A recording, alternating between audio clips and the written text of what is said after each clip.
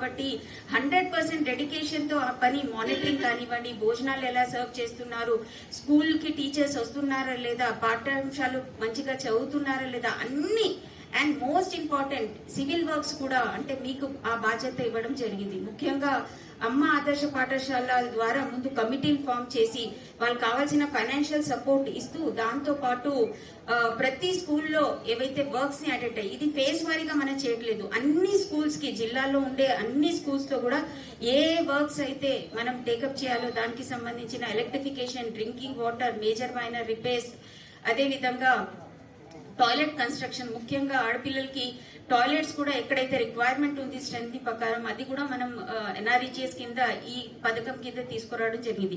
So వాళ్ళ ఆధారంలో time కి పనులన్నీ కంప్లీట్ చేయాలనే ఉద్దేశంతోనే ఆల్మోస్ట్ 591 స్కూల్స్ కి గాను అన్ని స్కూల్స్ లో పనులన్నీ కూడా జరుగుతున్నాయి.